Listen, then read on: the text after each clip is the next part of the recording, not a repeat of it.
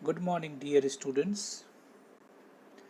आज हम अपने यूट्यूब चैनल पे एक नए टॉपिक लेके आए हैं जिसकी चर्चा होगी रिलायबिलिटी से। जहाँ तक रिलायबिलिटी के संदर्भ में जानकारी है, अगर आपसे पूछा जाए कि आपका जन्म स्थान कहाँ है और आप अपने जन्म स्थान को बताते हैं कि मेरा जन्म स्थान रांची है, और after some time, after few days, फिर वो क्वेश्चन पूछा जाता है आपका जन्म स्थान कहाँ है, और आप सेम आंसर पे स्टिक रहते हैं। Again and again the same question is asking and you are sticking on the same answer, तो आप कह सकते हैं कि आपका आंसर रिलायबल है। तो रिलायबिलिटी के संदर्भ में अगर देखा जाए तो reliability refers to the consistency of a measuring instrument. आपकी कंसिस्टेंसी कितनी है, यानी कि अगर एक परीक्षा के बारे में मानी जाए कि एक टेस्ट कंस्ट्रक्ट किया गया और देखा गया कि क्लास 8 के लिए अरिथमेटिक टेस्ट कंस्ट्रक्ट किया गया और उस 100 ऑब्जेक्टिव्स दी गई और एक बच्चे उसमें सपोज 55 मार्क्स लाता है। अगर कुछ अंतराल के बाद सेम टेस्ट फिर एडमिनिस्ट्रेट की जाती है और वो बच्चा अगर अगेन 55 मार्क्स लाता है, तो आप कह सकते हैं उस संदर्भ में कि if the same test administered again and again and the child is securing, that particular child is securing same marks 55 marks, तो उस संदर्भ में आप कह सकते हैं the test is reliable, the test is reliable. ये अलग बात है कि ये आप जानेंगे कि अच्छा एक ही टेस्ट जो है ना, अगर कंस्ट्रक्ट किया गया है, एक ही टेस्ट बच्चे अगर दे रहे हैं, तो हो सकता है कि वो आंसर से मोटिवेटेड हो जाए और आंसर को एक्वेंटेड हो जाए, तो ये भी रीज़न हो सकता है कि उसके मार्क्स फ्लक्चुएट कर जाएंगे, अलग मैटर है। तो उसके बहुत सारे रीज़न हो सकते हैं कि वो हो सकता है कि वो ज़्यादा अटेंटिव हो जाए, हो सकता है कि वो मोटिवेटेड हो जाए, हो सकता है उसका फिजिकल कंडीशन कुछ चेंज हो जाए, तो बहुत सारे रीज़न हो सकते हैं। लेकिन if the test score the same marks then it is called reliable. If it is different then it is not called reliable. तो reliability के संदर्भ में अगर समझने की बात है तो the test is considered to be reliable if it yields consistent result in its successive administration. Again I am repeating, a test is considered to be reliable if it yields consistent result in its successive administration. एक परीक्षा तभी reliable मानी जाएगी जब उसकी result consistent होगी, एक ही प्रकार की होगी, तो उस संदर्भ में हम रिलायबिलिटी कह सकते हैं। So to express in a general way we can say that कि if a measuring instrument measure consistently it is called reliable. जो भी मेजरिंग इंस्ट्रूमेंट है अगर वो सही रूप से कंसिस्टेंट एक ही तरह की चीज़ों को मेज़र करता है तो उसे हम रिलायबिलिटी के संदर्भ में कह सकते हैं। ठीक है, तो रिलायबिलिटी को समझ, अगर आप ऐसे भी कह सकते हैं सामान्य भाषा में कि देखिए अमुक व्यक्ति रिलायबल है, अमुक व्यक्ति नॉट रिलायबल है, क्योंकि उसके अगर कुछ पूछा जाता है एक इंडिविजुअल से और अपना उस स्टेटमेंट पे स्टिक रहता है, same statement is if the person is giving, तो हम कहते हैं कि दैट पर्सन इज रिलायबल। और कहते हैं कि वो अपने बार बार अपने स्टेटमेंट से चेंज हो जाता है, तो आप कहते हैं कि देखिए वो पर्सन रिलायबल नहीं। सामान्य बोलचाल भाषा में भी रिलायबिलिटी को इस संदर्भ में हम लोग समझते हैं। सो रिलायबिलिटी को अगर समझना हो तो ट्रू स्कोर को समझने की आवश्यकता है। What is true score? तो ट्रू स्कोर क्या है ना, तो ऐसे समझिए कि अगर कोई एक विद्यार्थी है और कोई परीक्षा में बैठता है और वो 100 आइटम्स दी गई है, 100 ऑब्जेक्टिव आइटम दी गई है, और वो व्यक्ति सपोज 48 मार्क्स लाता है, तो व्हाट दिस 48 मार्क्स इंडिकेट, क्या बतलाता है 48 मार्क्स? क्या ये 48 मार्क्स आउट ऑफ 100 उस विद्यार्थी एक विद्यार्थी का जो स्कोर है वो ट्रू एबिलिटी है? Is it's his score is a true score? क्या जो विद्यार्थी अगर आउट ऑफ 148 मार्क्स लाया है, कि क्या हो सकता है कि बाई चांस हो सकता है कि बाई चांस वो स्टूडेंट जो है 48 आइटम को जानता हो और वो बना दिया हो। तो ये टोटल चीज़ डिपेंड करता है, आप कह सकते हैं कि ये स्कोर जो लाया है बच्चा, it totally depend on the what type of item has selected in that particular test. किस प्रकार के प्रश्न का चयन किया गया है उस टेस्ट में, उसी के ऊपर डिपेंड करता है। कभी कभी हो सकता है कि आइटम चेंज हो जाए तो विद्यार्थी का दूसरा स्कोर आ जाए। सो क्या वो ट्रू स्कोर हुआ? अगर कोई विद्यार्थी है और अगर कोई 100 प्रश्न पूछे गए हैं इंग्लिश के वर्ड मीनिंग से, और कोई विद्यार्थी 100 के वर्ड मीनिंग से, सपोज आउट ऑफ 100 कोई विद्यार्थी 60 लाता है, तो क्या आउट ऑफ 100 जो 60 लाया, क्या that is a true score? तो अगर ट्रू स्कोर को समझना है तो आप ऐसे समझ सकते हैं कि ट्रू स्कोर तभी होगा कि वो वेरी भी कर सकता है। तो उसके लिए क्या कर सकते हैं? ट्रू स्कोर निकालना है मुझे, तो पैरेलल टेस्ट बनाना पड़ेगा। अगर मैंने कहा कि 100 डिक्शनरी से मैंने 100 स्पेलिंग को मैंने लिया और कोई विद्यार्थी 100 में 60 लाया, अगेन अगर मान लिया जाए अगर हम पैरेलल फॉर्म ऑफ टेस्ट बना के वैरायटी ऑफ 100 के डिक्शनरी के अलग अलग वर्ड्स का स्पेलिंग टेस्ट लेना हो, अगर पैरेलल फॉर्म में 4-5 टेस्ट बना दें अगर हम, और उसके बाद 4-5 टेस्ट बनाने के बाद कुछ अंतराल पे चारों टेस्ट को अगर हम बच्चों में एडमिनिस्टर्ड करें, एक बच्चा अगर एक बार में 100 में 60 लाया है, अगेन वही बच्चा अगर 100 में हो सकता है 50 लाया है, अगेन वही बच्चा अगर फिर 100 में 45 लाया है, तो अगर हम तीनों चारों पांचों टेस्ट को मीन स्कोर निकाल दें, the mean of all this score will represent the true ability of the individual. ठीक है, यानी कि एक टेस्ट से कदापि आप ट्रू एबिलिटी की जांच नहीं कर सकते हैं, ट्रू स्कोर की चर्चा, ट्रू स्कोर नहीं कह सकते हैं। तो better you go for a parallel form of test, and parallel form of test में जाएंगे तो आप उसमें एक फ़ायदा होगा कि मीन निकालने से उसके आप ट्रू एबिलिटी की बात चर्चा कर सकते हैं। तो ट्रू स्कोर क्या हुआ? So true score represents the average score a person would obtain on an infinite number of parallel form of the test, assuming that he is unchanged by taking the test. क्या मतलब हुआ कि true score represents the average scores of a person who would obtain on an infinite number of parallel form of the test. True score में हम जितना number of test लिए हैं उसका हम एवरेज स्कोर निकाल देंगे तो वो ट्रू स्कोर के श्रेणी में आ जाएगा। जब आप ट्रू स्कोर समझ पा रहे हैं तो ट्रू स्कोर में निकल के आया कि ट्रू स्कोर आपका क्या है? एवरेज फॉर्म है, पूरे टोटल जो ऑब्टेन्ड स्कोर्स का एवरेज फॉर्म है। तो true score is the average of the obtained score on an infinite number of parallel form of a test. ठीक, जब ट्रू स्कोर आप समझ गए, अब ट्रू स्कोर से अगर जितने बार टेस्ट लिए जाएंगे, कभी हो सकता है वो ट्रू स्कोर से कभी वो ज़्यादा हो जाए, कभी कम भी हो सकता है। तो जो डेविएशन निकल के आएगा, the deviation of the obtained score from the true score is known as error of measurement. अगर एरर ऑफ मेजरमेंट समझने की आवश्यकता है तो एरर ऑफ मेजरमेंट में आप समझ सकते हैं जो डेविएशन होता है from obtained score from the true score is known as error of measurement.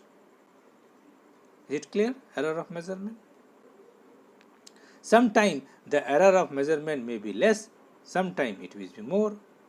Okay, अगर error of measurement समझ पा रहे हैं तो the error of measurement will be normally distributed and the standard deviation of these variation is known as standard error of measurement.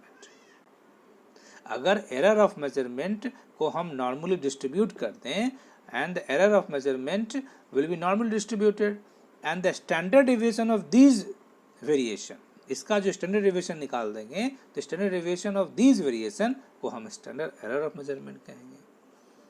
So we understood the true score क्या है, so we understood the error of measurement क्या है, we also understood the standard error of measurement क्या है। Okay, if you understood all these aspects, so we can say that the reliability is easily understood, and then we can go for another points, that is measuring reliability. How can you measure the reliability? If you want to measure the reliability, then we have to see the few things. The different methods of estimating reliability coefficient we are now discussing. The first method will be the test retest method. Test retest method. What is test retest method? It means, जैसा आपने देखा कि consistency of the performance के लिए आप क्या करते हैं, अगर कोई टेस्ट आप बनाए हैं, अगर उसको कंसिस्टेंसी ऑफ द परफॉर्मेंस देखना हो तो एक टेस्ट आप बनाए हैं, उस टेस्ट को आप एडमिनिस्टर्ड कर देंगे and after that you can again after some time, after few days, again the same test you have to administer to the same group if the test is prepared. Suppose mathematics का आपने class 9 का test बनाया, mathematics के class 9 के test में एक test paper बना के 50 ऑब्जेक्टिव आइटम आपने बनाया, 50 ऑब्जेक्टिव आइटम बना के क्लास 9 में आपने सेक्शन ए में एडमिनिस्ट्रेट कर दिया। Now after administrating the test in that particular class, in particular section, you got the score. Again the same test will be administered after few days to the same group, to the same class, and again you have to see the score. It means the test is administered है ना, and again re-administered, the test retest method यहाँ पर आया। तो test retest method में क्या होता है कि आप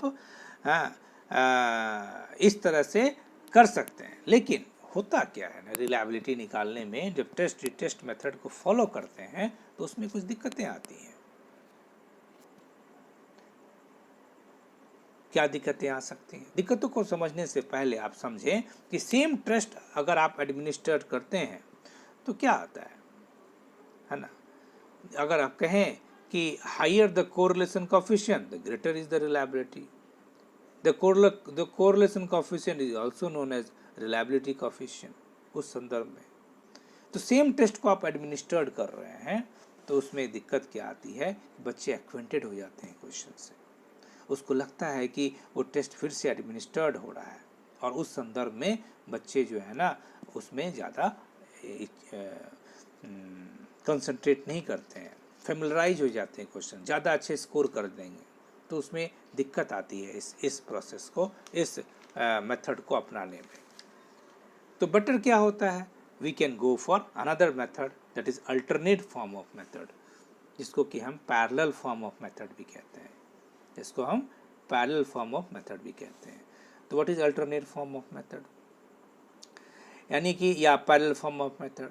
द पैरेलल फॉर्म का मतलब हो गया the form are equivalent so far as the content, objective, format, difficulty level and discriminative value of item, length of the test are concern. तो पैरेलल फॉर्म ऑफ टेस्ट में क्या होता है ना कि हम करते क्या है ना कि आपने देखा कि पैरेलल फॉर्म ऑफ टेस्ट में कि एक क्लास 9 का आपने टेस्ट बनाया, क्लास 9 का मैथ्स का टेस्ट बनाया आपने, और क्लास 9 के मैथ के टेस्ट बनाने के बाद जैसे आपने देखा कि टेस्ट रिटेस्ट मेथड में दिक्कत आती है कि एक सेम टाइप ऑफ टेस्ट जब एडमिनिस्टर करते हैं तो बच्चे उसमें स्कोर ज़्यादा करने की संभावना हो जाती है, फेमिलराइज हो जाते हैं। तो सेम कंटेंट से क्लास 9 अगर लिया है आपने, मैथ्स बना रहे हैं, तो सेम कंटेंट से एक ही टेस्ट ना बना के उसी कंटेंट, उसी सिलेबस, उसी ब्लूप्रिंट के हिसाब से 2-3 पैरेलल फॉर्म बना दें टेस्ट, और एक पैरेलल फॉर्म जब एडमिनिस्टर्ड करेंगे टेस्ट को, तो कुछ दिनों के बाद दूसरे जो टेस्ट जो बना हुआ है उसको एडमिनिस्टर्ड कर देंगे, और फिर कुछ दिनों के बाद तीसरे टेस्ट को एडमिनिस्टर्ड कर देंगे।